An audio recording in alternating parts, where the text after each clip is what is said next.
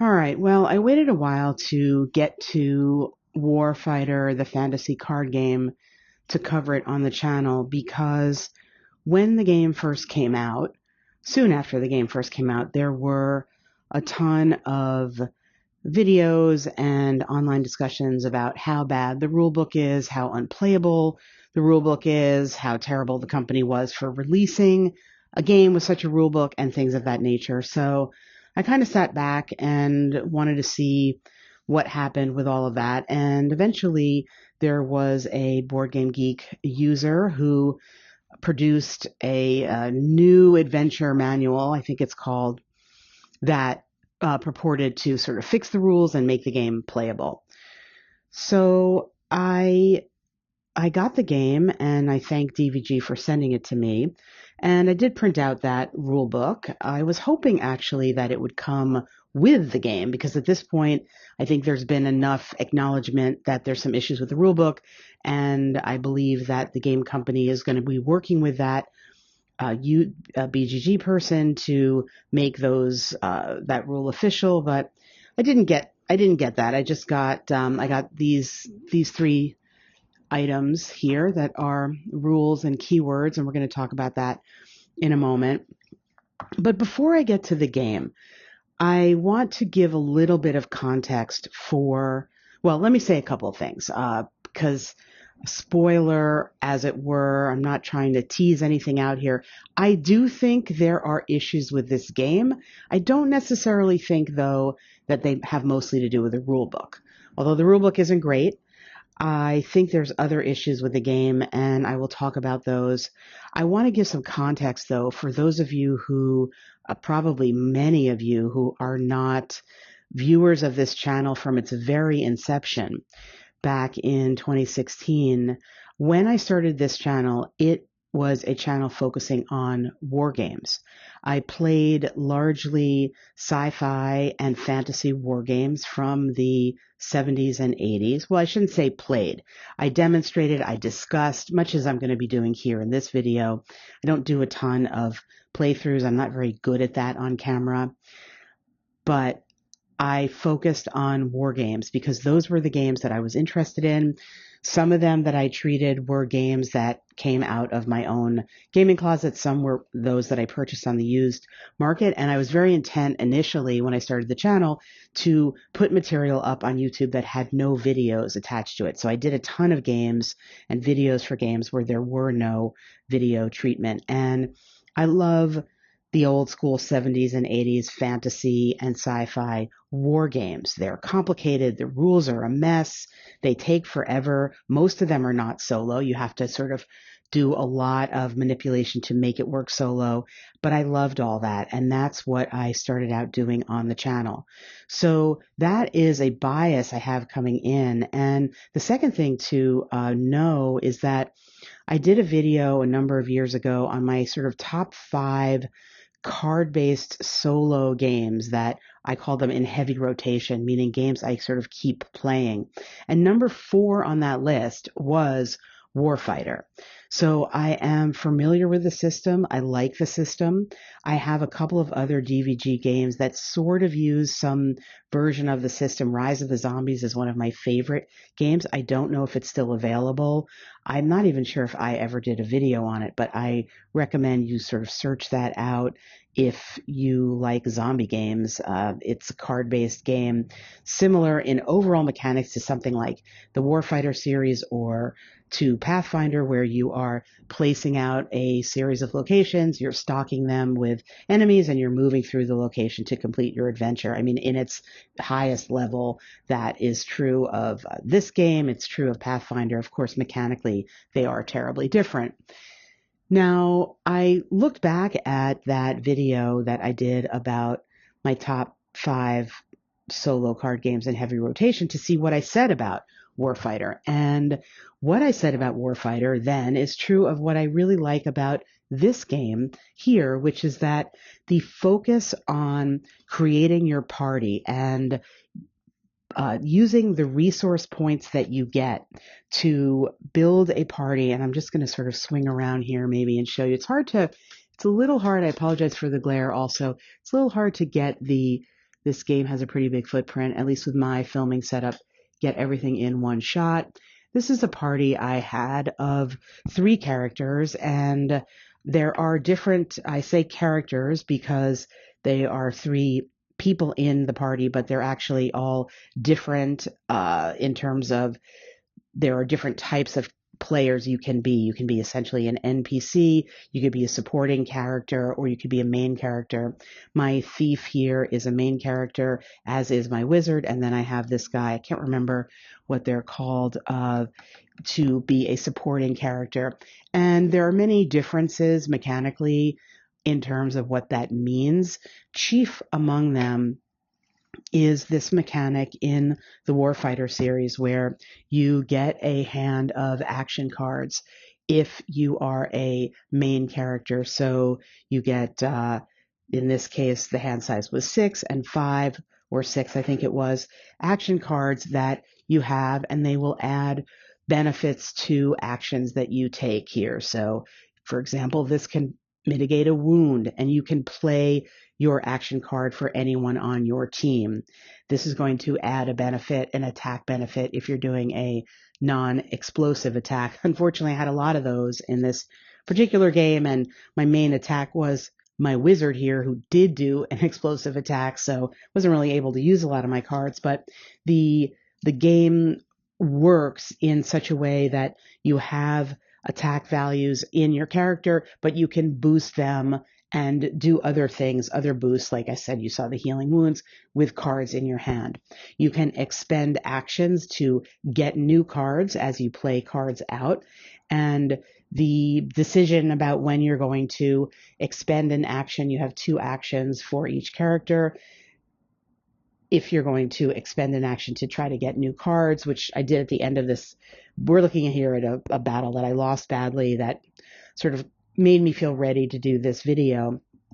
You need to decide whether you're going to, in my case, I was trying to get some new cards to see if they would help me out in the fight that I was in, and it did not, so I sacrificed an action. And when you sacrifice an action at a certain point, you advance the game timer in this game, and that is going to bring you closer to having the boss that you're trying to fight bring out his minions and his guards, which is going to make that fight even harder at the end. So you are, on the one hand, really encouraged to move quickly through whatever adventure you have set up and the number of locations in your adventure, because if you don't get there by a certain amount of time, the final fight will be harder.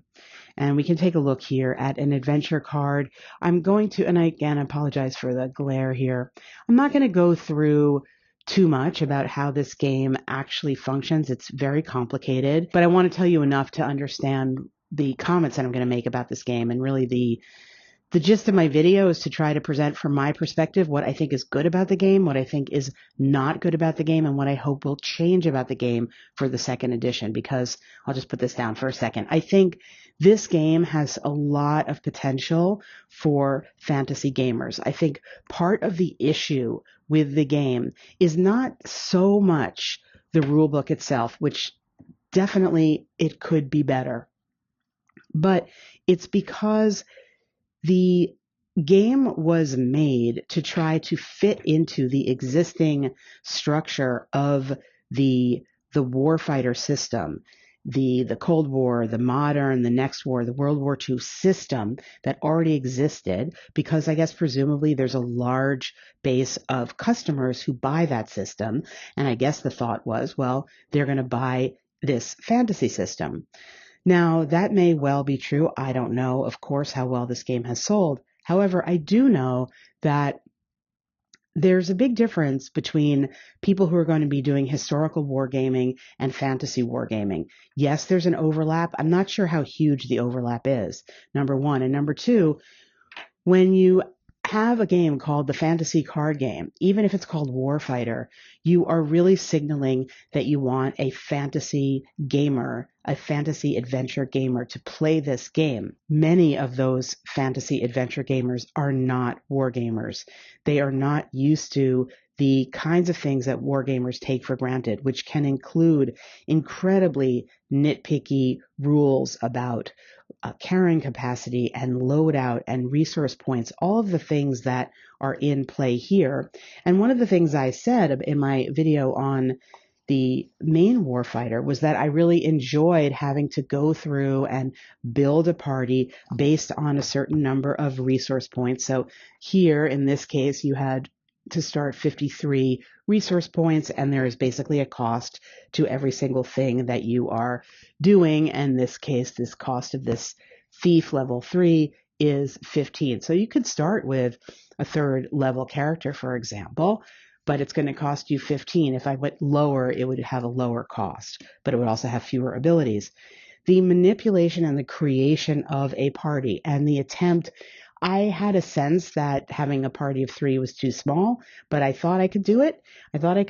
And I had a wizard, a thief, a fighter, and I thought I would try. I thought it might work. I got some good equipment, and I house ruled that this was an existing party, so I gave them each one random item, which represented something that they had gotten in the prior adventure. It definitely didn't work.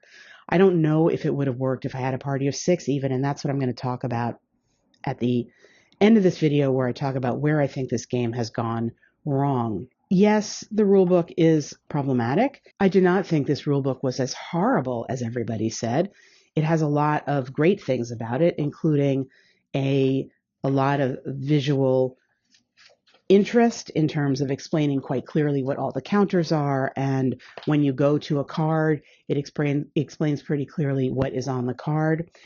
Certainly there are some laughable explanations. There's one in particular I want to show you that's actually in this sort of thicker volume that's attempting to put all these things together, because they were sort of advertising this as, you could take elves and have them fight in World War II or something like that, which sounds cool. I'm just not sure anybody's able to do that. I haven't seen it done on YouTube. I would love to someone to point me to that if it has been done, because I'd really like to see that. I think it probably hasn't been done because it's just too confusing, frankly, to do it. But this rule book is trying to explain to you how you can put these all together. And the thing I wanted to show you that I think epitomizes maybe the worst of the rule book in making some assumptions about what you as a player may or may not already know. This is from the combat sequencing section of this main book. It's about the fantasy, and it says here, as you can clearly read, but certainly quite challenging to understand, an action is still counted as having performed an action, even if the hero did not have to spend an action. Now we get an example. A hero plays an action card that pays for an attack action. If, though, the hero did not have to spend an action, the hostiles still get to react. I'm not clear. I think I understand what that means, maybe, but I'm not totally clear. And it certainly took me a lot of looking elsewhere to try to understand what that means. And I think what that means is that if you play a card that pays the action cost of something, so you're not spending your action, you're still considered to have done an action. And when you do an action, it engenders a response from the hostile, in this case, an attack, I think. But writing an action is still counted as having performed an action, even if the hero did not have to spend an action. Well, it's understandable that the internet would find that confusing and badly written, because it is. So I'm not forgiving the rule book at all. But that said, that's sort of an egregious example. I think if you do know Warfighter, you can sort of get through it. The other point I want to make is that pretty much any game on Board Game Geek of a certain difficulty or higher, and even some that are not, is going to have fan-made rules explanations. I'm not sure anybody's rule sets are that great. And I don't know whether Warfighter Fantasy Card Game seems to have been punished for this bad rule set more so than others because the expectation of the intended audience, fantasy gamers, was very different. I mean, this is written more like a war game rule set, I think, than a fantasy adventure rule set would be. Or there are things that are just so egregious like that, or even like these keywords here. This is the keyword file. I mean, come on, use some bold here at the very least, like bold this so we can easily find something and see when there's a new entry here. It's just that is sort of inexcusable and just sort of head scratching as to why something like that wasn't done. So, and there's a typo here right on the very first page, right here, that lets you think on adventure cards. I mean, when there's something so basic like that, it does cause you to wonder how much care was taken with things that aren't basic. And for a complicated game, you need that kind of care. Okay, so that's my grousing about the rule books, I suppose you could call it. But back to the game and where I think it has potential and where I think it fails. Well, I really apologize for that being out of focus. It's a challenging weather day to be filming, but this is the time I've got for it. So you're going on an adventure. You can do campaigns or individual adventures, and you have associated with each adventure a town, and the town will offer you something to do. And this one likes magicians, and you got to roll for one hero with focus to gain a focus. That was great because my magician had focus, and she needs focus to cast spells, and so she did that roll to start, and it was great. She got a spell. It was very thematic and clear. We started in Magical Town. I had a magical character. I got a magical benefit. Terrific.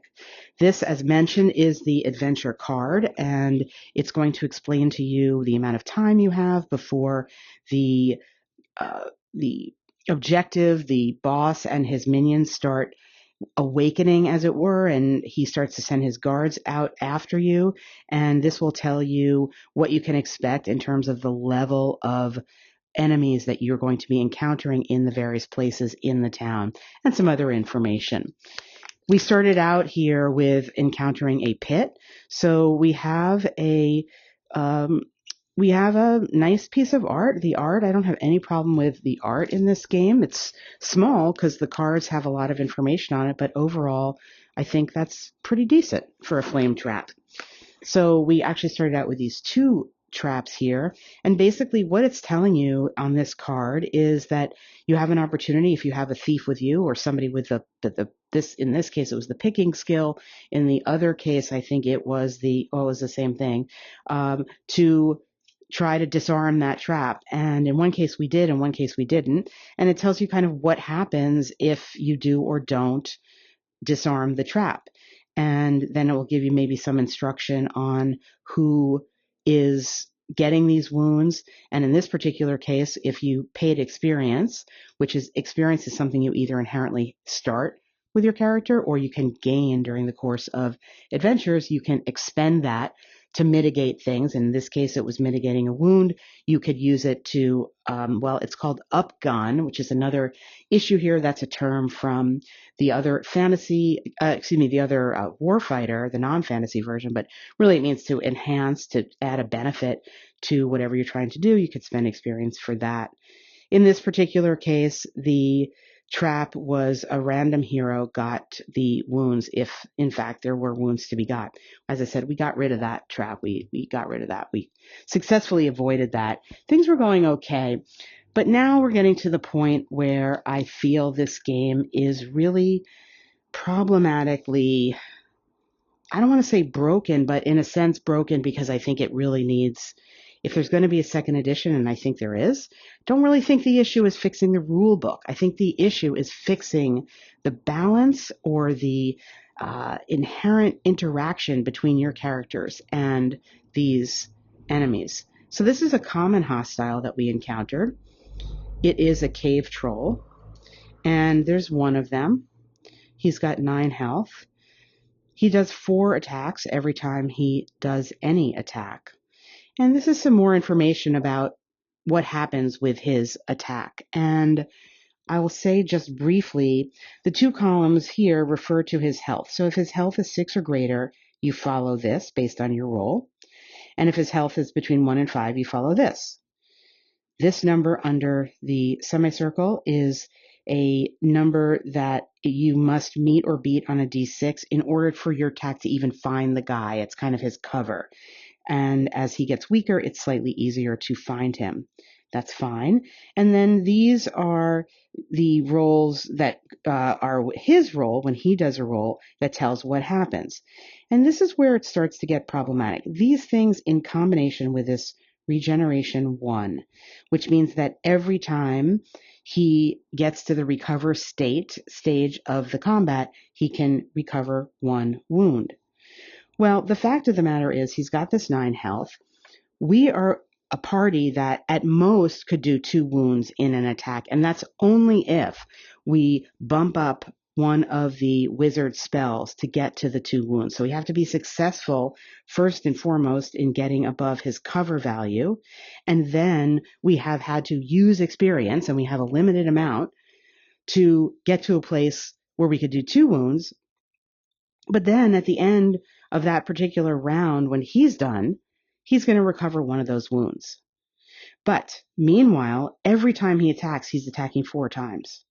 So the way the game handles who gets attacked, it's a pretty good system, I think, is you have these chits, and in Warfighter you had cards for each enemy. Here you don't. So you're going to pull in, say, for this cave troll, you're going to sort of randomize and pull this, meaning your number 2 hero is going to get the first hit from this troll.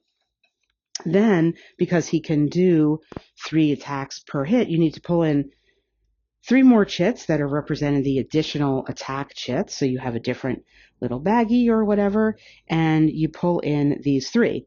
So you can see here that his second attack, his third attack go to our 3rd hero, and his last attack goes back to the 2nd hero.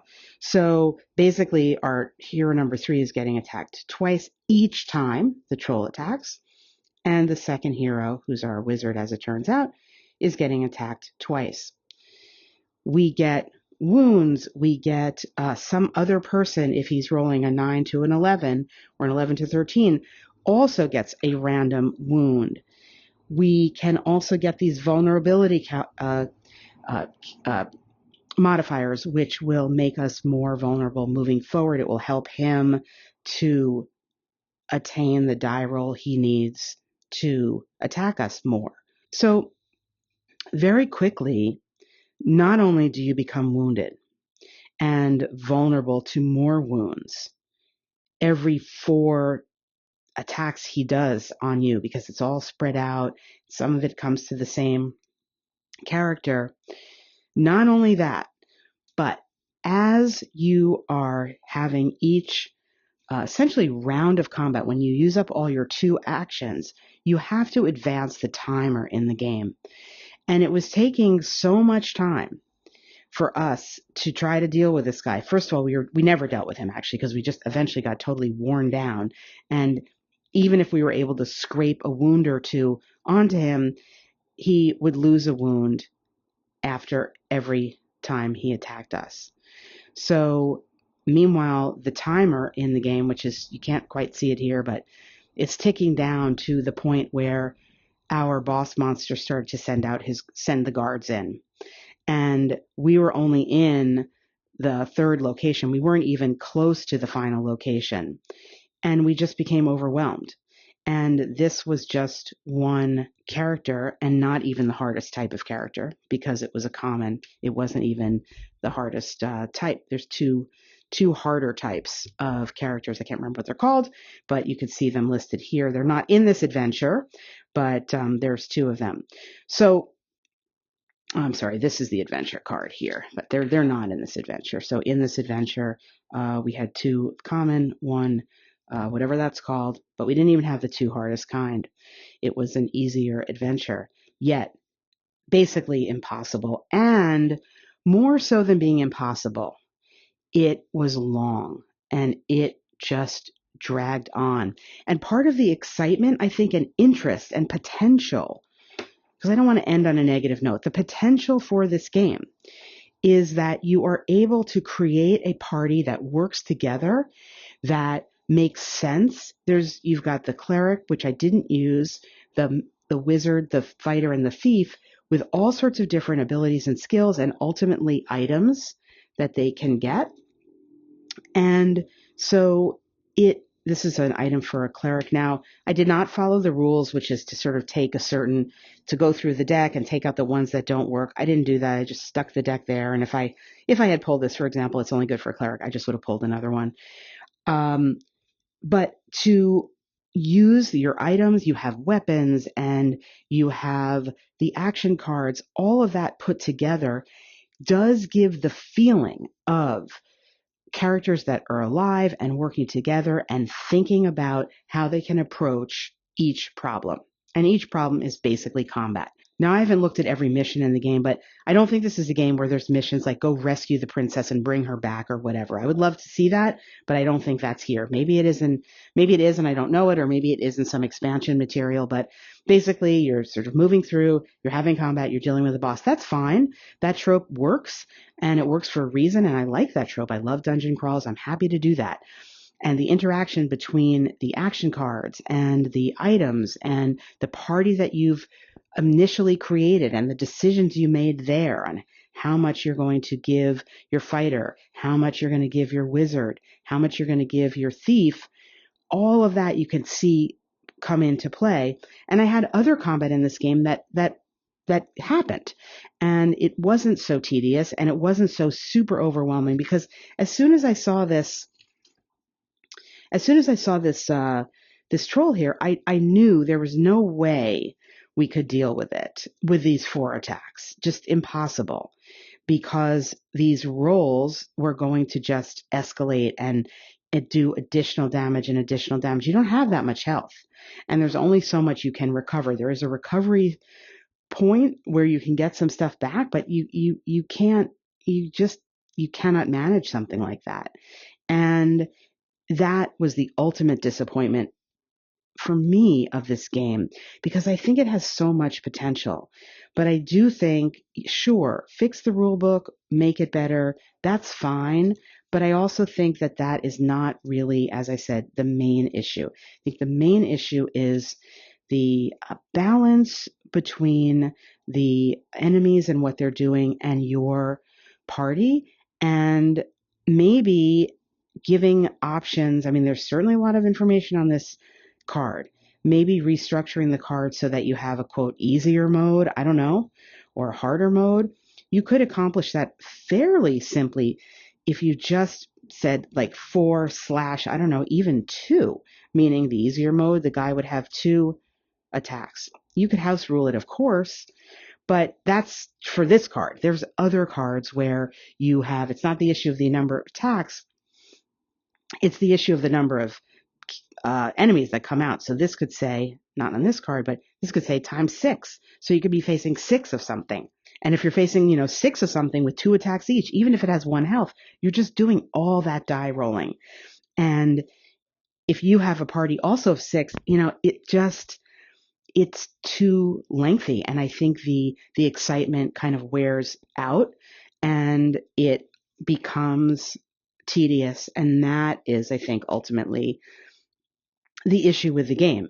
You want something to be exciting. You want it to be building to a momentous encounter with the boss, and it feels instead more like a grind to get there. And that, as I said, is where I feel the game isn't great. This is a nuisance hostile, so this is the lower level. This is a little dungeon lizard, a baby kind of dungeon lizard. So you're facing 3 of them. They have 2 attacks each, so that's going to be 6 attacks you're dealing with. And I dispensed with this, and I got my 5 experience. That was great. But it took a while. It took a while. And at a certain point, I was like, okay, I hope this is going to be ending soon. And you just don't want to be feeling that in a game.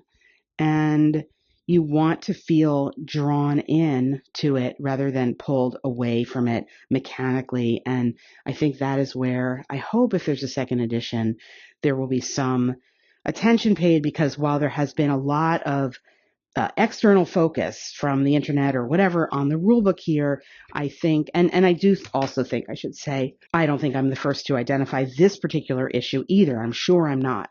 But I hope that when the game is made into a second edition, this issue will be addressed too, because I want to love this game. I want to love Warfighter. I want to be so involved. And I think they did a really good job on this kind of board here, and it's nicely thematic and everything like that. But at a certain point, there's too much die rolling, and it's like a slow drain until you're dead.